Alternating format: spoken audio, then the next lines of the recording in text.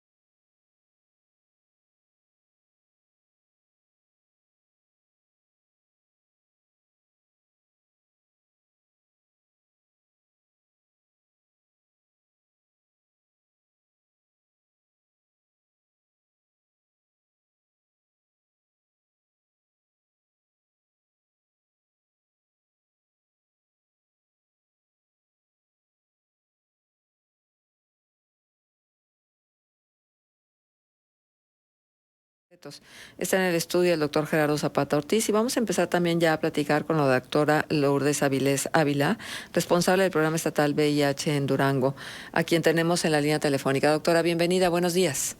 Buenos días. Muchas gracias por acompañarnos, por estar con nosotros.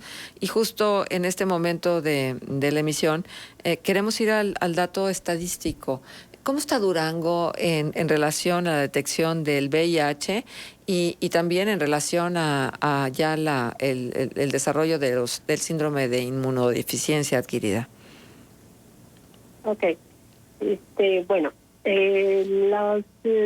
como bien sabemos, ¿verdad? Estamos conmemorando precisamente las 4 décadas desde que se dio a conocer el primer caso que se notificó de VIH, de SIDA, ya prácticamente en fase avanzada en el 81. Entonces, estadísticamente, pues creo que sí, nuestro objetivo principal es una meta que se tenía fijada para el 2020 era precisamente encontrar a todas las personas que tenían VIH y que no conocían su estado serológico. Entonces, la estrategia iba encaminada a aumentar el tamizaje en diferentes tipos de poblaciones, enfocada obviamente a las poblaciones clave donde se encuentra concentrada nuestra epidemia. Nosotros hemos tenido la estadística en los últimos años de aproximadamente en el 2017 tuvimos 115 casos, en el 2018 128 casos, en el 2019 127 casos, en el 2020 hubo una reducción a 90 casos, en el 2021 a la semana 44 llevamos 112 casos. Entonces, si vemos el número de casos es muy similar en estos años. Claro. Se supone que nosotros para el 2020 ya la mayoría de las personas debían estar, que tenían el VIH, debían estar ya conociendo su estado serológico para VIH y obviamente tenerlas en tratamiento al menos al 90% de estas personas. Entonces se supone que de aquí para ya del 2022 para adelante, entonces ya fortaleceremos todas las acciones encaminadas a disminuir la incidencia ya por este virus. Uh-huh. En los casos presentados aquí en Durango, reportados, por ejemplo, tenemos la mayoría son reportados notificados por la jurisdicción sanitaria número 1 y la jurisdicción sanitaria número 2. Más o menos en el 17 el 32% de los casos se reportó en la jurisdicción sanitaria número 2 de Gómez Palacio. En el 18 el 39% correspondía a esta jurisdicción. En el 19 el 27%. Y en el 2020 hubo una reducción notable en el número de casos notificados. Se redujo a 10 casos. Esto pues representaría solamente el 11% del total de casos presentados. Y en el 2021 llevamos 22 casos, lo que corresponde a un 19.6% del total de casos reportados a la semana 44. Uh-huh. Los casos que ustedes tienen conocimiento, ¿son personas radicadas en Durango o son migrantes que luego regresan o están más distribuidos en el área urbana que en el área rural? ¿Cómo son las características de los pacientes? Ok, nosotros tenemos, bueno, te voy a hablar de la atención en Secretaría de Salud. Ajá. Sabemos que el sector salud ofrece diferentes acciones encaminadas precisamente a la respuesta para el VIH. Estas son promoción, prevención, detección y tratamiento. Está el Seguro Social, el ISSSTE. En este caso yo te voy a hablar de la Secretaría de Salud. Nosotros tenemos estas cifras que te acabo de pasar hace un momento son cifras estatales, involucran a todo el sector salud. Pero ya específicamente hablando de Secretaría de Salud, nosotros tenemos en tratamiento, tenemos 4 centros de atención especializados para pacientes con VIH. Tenemos un Capacit que está ubicado aquí en la capital, en Durango. Tenemos un servicio de atención integral hospitalario en el Hospital General 450 también de aquí de Durango. Tenemos un servicio de atención integral hospitalaria ubicado en el Hospital General de Gómez Palacio. Y tenemos un servicio de atención integral pediátrico en el Hospital General de Durango. Entonces tenemos 4 centros de atención especializados. Actualmente, al corte del 30 de noviembre, teníamos en tratamiento en el Capacit Durango 89 pacientes femeninos del sexo femenino y 266 del sexo masculino, dándonos un total de 355 casos en Capacit. En el hospital, en el Servicio de Atención Integral Hospitalaria, en este caso le llamamos SAI. En el Hospital General 450 teníamos en tratamiento a 49 personas del sexo femenino y 191 del sexo masculino, dándonos un total de 240 pacientes. En el materno infantil, que es el SAI pediátrico, tenemos 4 niñas y un masculino, que nos da un total de 5 niños en tratamiento antirretroviral. En el Hospital General de Gómez Palacio, ahí en el Servicio de Atención Integral Hospitalaria, tenemos en tratamiento a 47 pacientes del sexo femenino y 171 del sexo masculino, dándonos un total de 218 pacientes. En total, vemos que tenemos, de hecho aquí, lo que comentabas, aquí se concentran pacientes del medio rural y del medio urbano. Prácticamente estos centros de atención, pues de la gente que vive en el medio rural, pues se tiene que trasladar a recibir su tratamiento. De estas estadísticas resumimos que tenemos a 818 pacientes en tratamiento antirretroviral en Secretaría de Salud, de los cuales el 23% corresponde al sexo femenino y el 77% al sexo masculino. Que bueno, son muy importantes las estadísticas porque nos ubican exactamente cuál es la dimensión del problema, ¿no? Pero ciertamente que luego habría que considerar en tiempos de tanta dificultad de abasto de medicamentos, porque lo sabemos que existe, y no nada más estoy hablando de medicamentos contra el cáncer, sino medicamentos que son inclusive de uso más cotidiano. Yo no sé cómo están haciendo para poder enfrentar el costo tan grande de lo que significa un tratamiento con retrovirales, porque además es un tratamiento para toda la vida, supongo, ¿no? Sí. Sí, efectivamente existe, afortunadamente existe tratamiento antirretroviral para el control de la infección por VIH. Nosotros, en cuanto se diagnostica un caso con VIH, inmediatamente se vincula a tratamiento, independientemente de la fase en la que esté, se inicia tratamiento. Nosotros, pues sí, por las epidemias concomitantes, que es la COVID-19 y el SIDA, que no deja de ser una epidemia, pues sí, los gastos para poder garantizar el abasto, pues sí, ya ha estado complicado, pero afortunadamente el Centro Nacional para la Prevención del SIDA, que es el CENSIDA, pues de alguna manera se ha hecho gestión y ha garantizado el abasto a estos pacientes, los cuales creo que a nivel nacional no hemos tenido desabasto importante. Tenemos el abasto de todos los medicamentos de primera línea.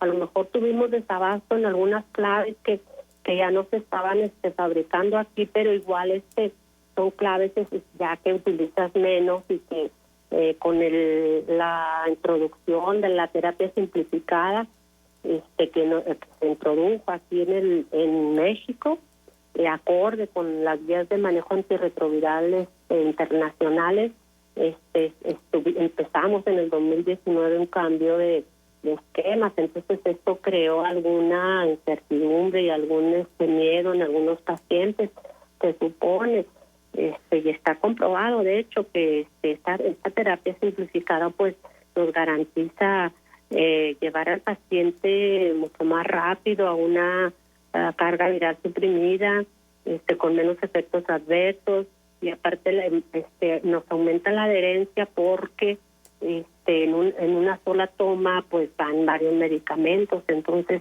afortunadamente son pocas las claves que hemos tenido atraso en algunos días, pero te digo, no son medicamentos de primera línea.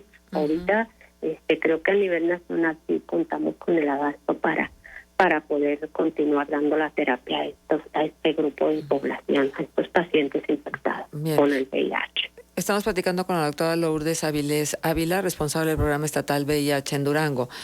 Doctora, y hace un momento se hablaba del apego al tratamiento, porque no hay de otra. O sigues el tratamiento o es más fácil que desarrolles el síndrome de inmunodeficiencia. Ahora, necesariamente este camino largo de los retrovirales garantiza que no vas a tener SIDA.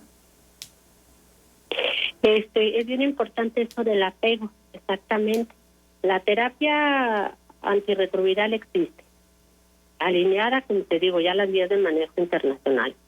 Entonces ahí está, el abasto por lo pronto ahí está.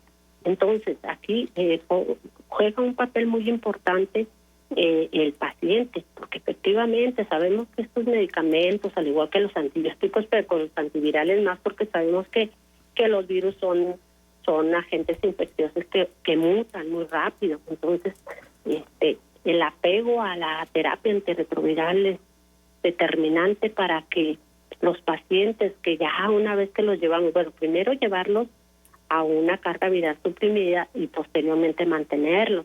El apego al tratamiento, la adherencia incluye, aparte de ser muy puntuales, no tener días que no tomen medicamento, de su dieta, su ejercicio, o sea, es una atención integral, estarse checando continuamente y todo, sí nos garantiza.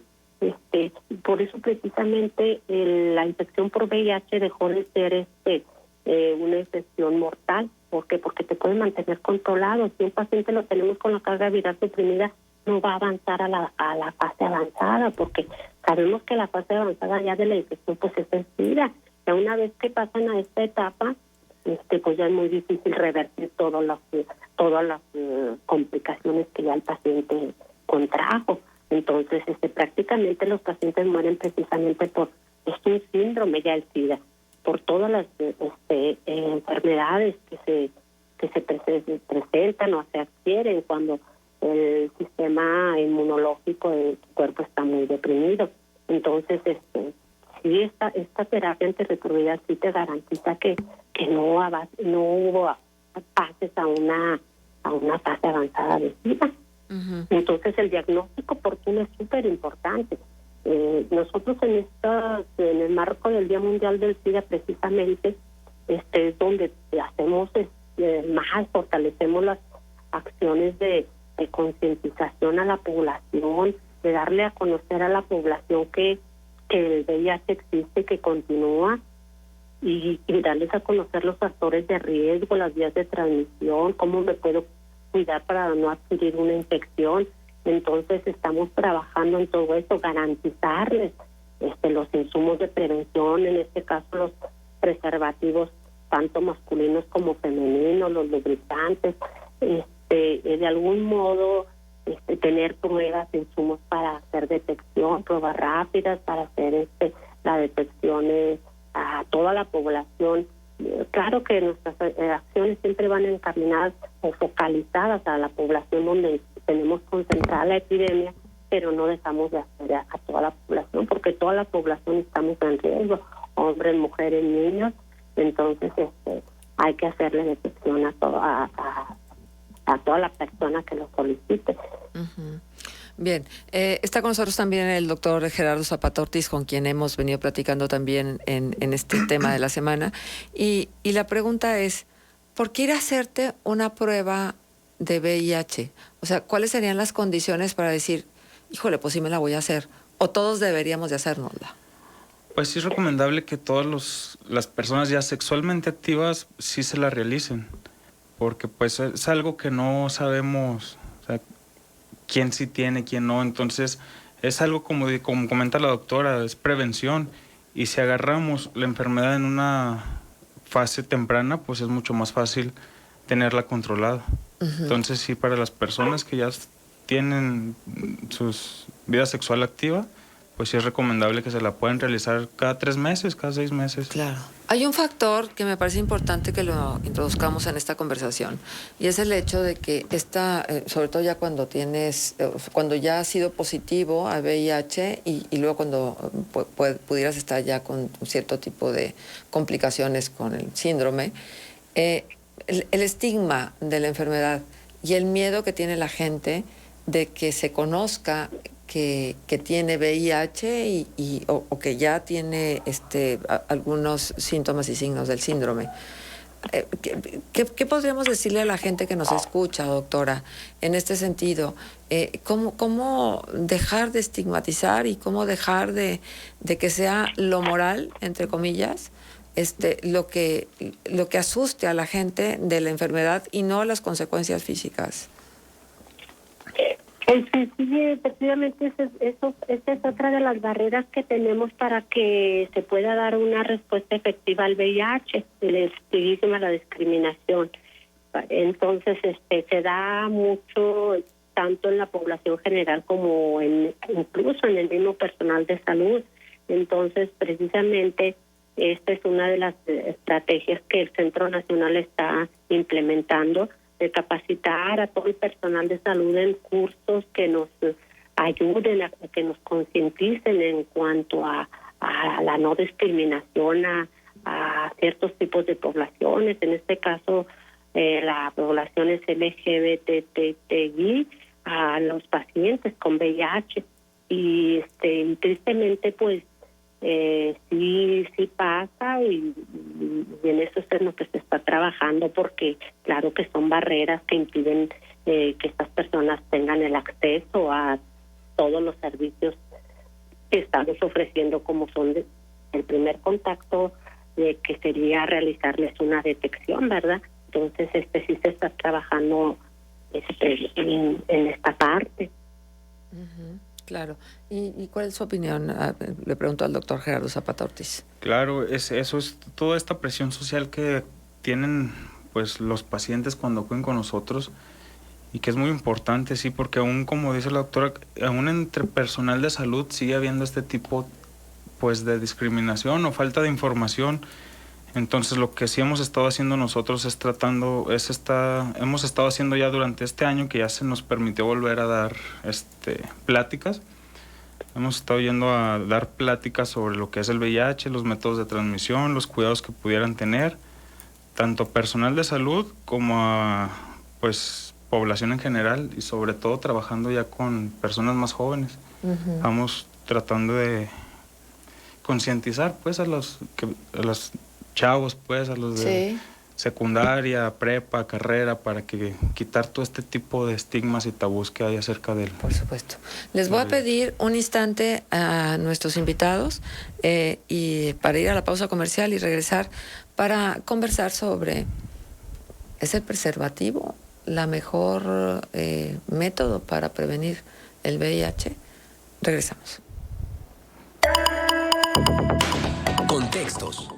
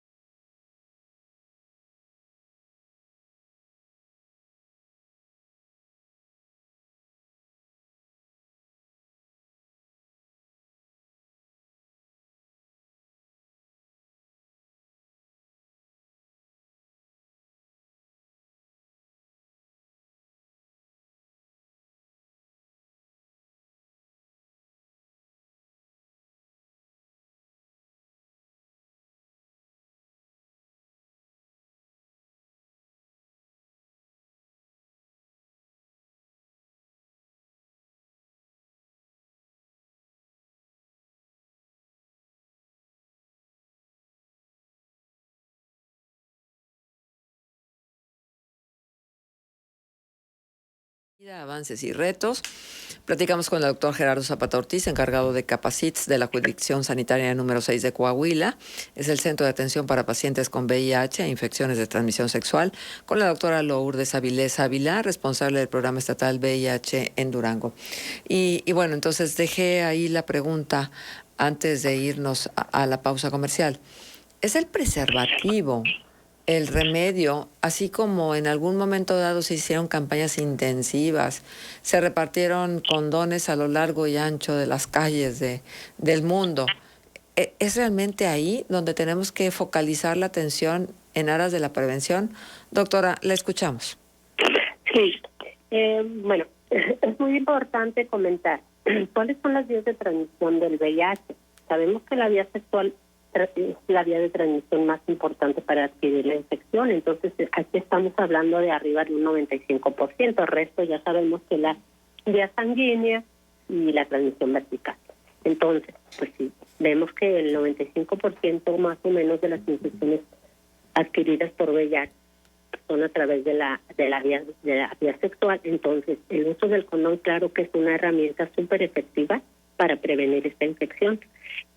Aparte de que nos previene contra el VIH y nos previene también contra otras infecciones de transmisión sexual, prevención de embarazo. Entonces realmente el condón es una herramienta muy útil en la prevención. Todas las personas que tenemos vida sexual activa estamos en riesgo, como comenta el doctor Gerardo, de adquirir el VIH. ¿Por qué? Porque no todo el mundo conocemos nuestro estado serológico para VIH. Entonces, por eso es que estamos en ese potencial riesgo. Entonces, realmente el uso del condón sí es la principal herramienta para prevenir la transmisión del VIH. Bien. Actualmente ya adicional a todas estas estrategias del uso del condón femenino, masculino, se está implementando lo del PrEP y el PEP.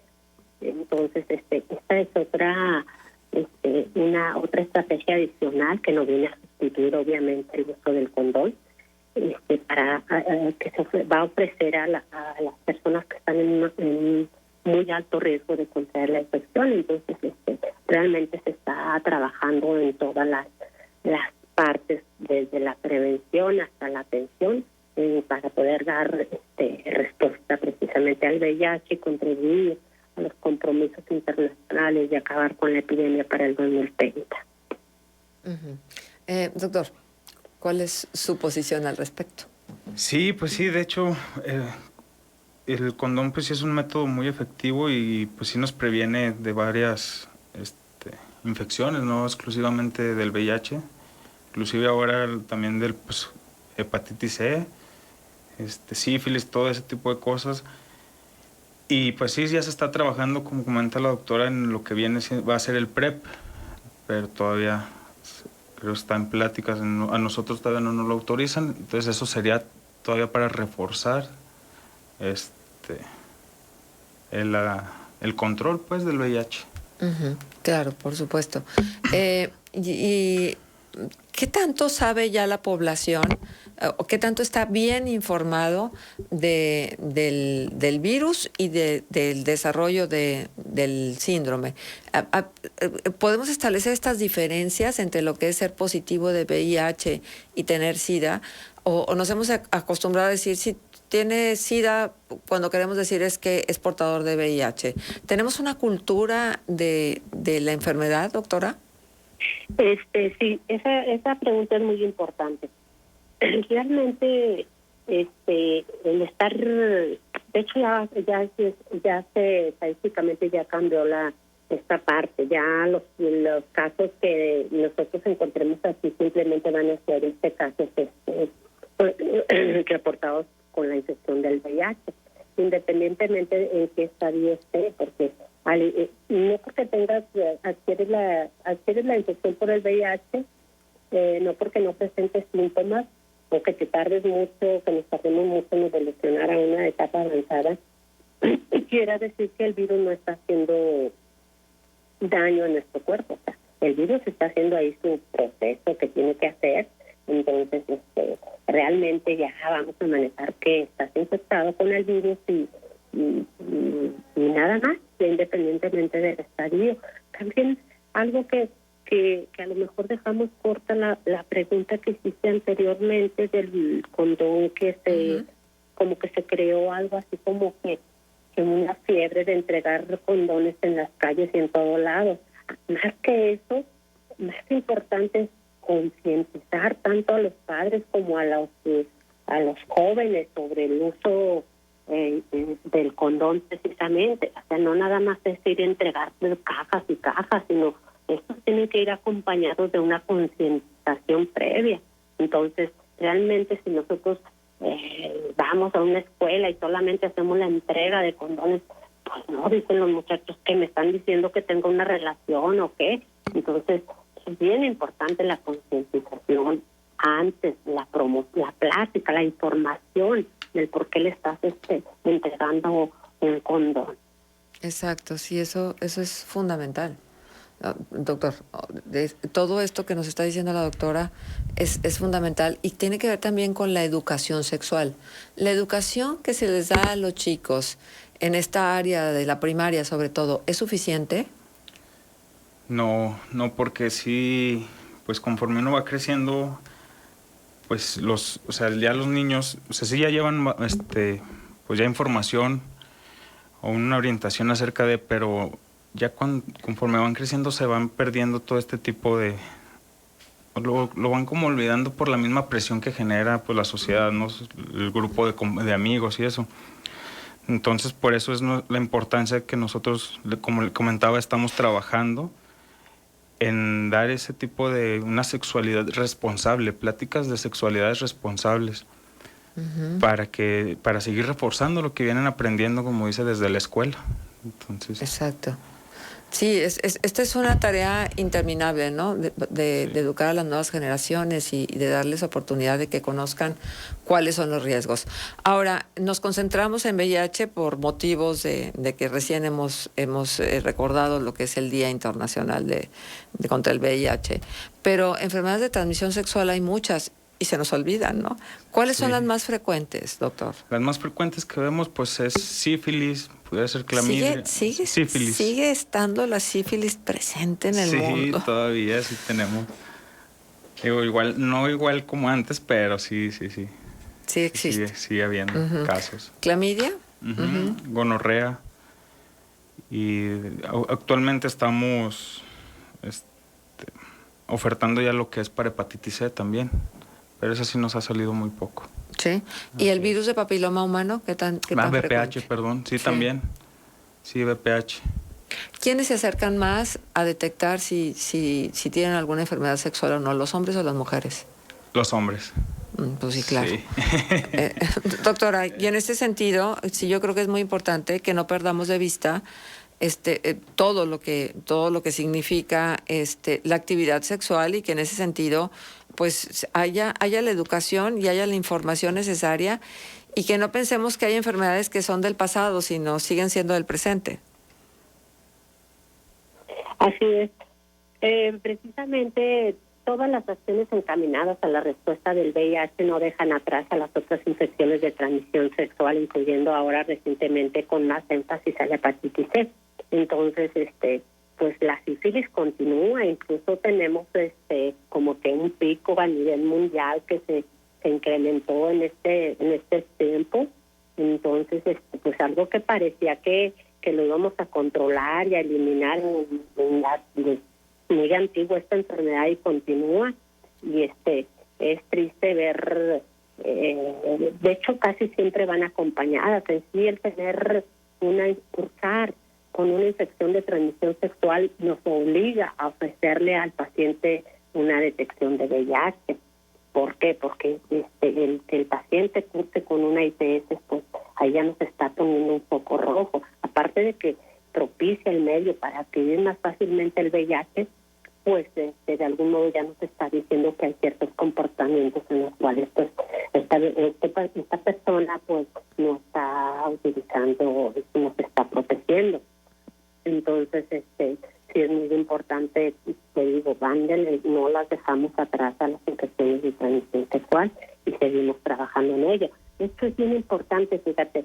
Claro que sí se presentan como que en hombres, pero como que los hombres les acuden más al medio privado que a las instituciones públicas. Entonces, realmente a quien mandan a la consulta a veces es a la pareja, mujer, ¿verdad?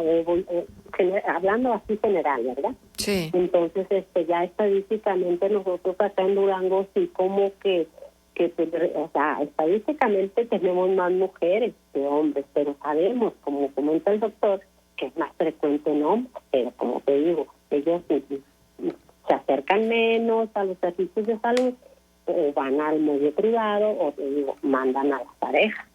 Claro, por supuesto. Estamos acercándonos a la parte final de este espacio y de este tema. No me gustaría irme sin recibir las recomendaciones que ustedes crean pertinentes y precisas, o el recordatorio de qué es lo que tenemos que tomar en cuenta en torno al VIH y al SIDA. No, pues más que nada, si, como les comentaba al principio, si ya son personas sexualmente activas, que acudan con nosotros al Capacits. Todo es completamente gratuito y confidencial. Entonces, recuerden que entre más temprana sea la detección, pues es mucho mejor el control de la enfermedad. ¿Dónde está el Capacit? El Capacit está en la colonia División del Norte, en la calle Francisco Villasur, altura del Excelsior, del Colegio Excelsior, hacia la colonia División del Norte. Muy bien, acá al oriente de la ciudad, ¿no? Sí. Bueno, pues ahí está. ¿Y ahí es donde se entregan los retrovirales? Ahí entregamos los antirretrovirales. Antirretrovirales, sí. Doctora, ¿alguna recomendación final? Sí, pues ya con con el lema de este año de poner fin a las desigualdades, poner fin al SIDA, poner fin a las pandemias, pues todo esto nos habla de hacia dónde debemos de dirigir nuestra atención. Aquí no nada más la respuesta al VIH no nada más depende de una persona. Aquí tienen que intervenir autoridades, organizaciones civiles, la población.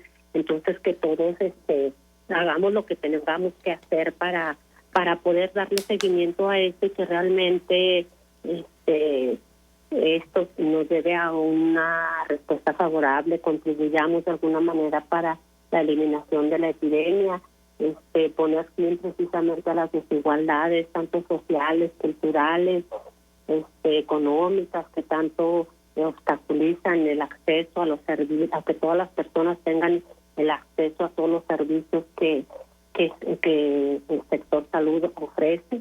Entonces, sí es un compromiso grande para que todo el mundo hagamos conciencia.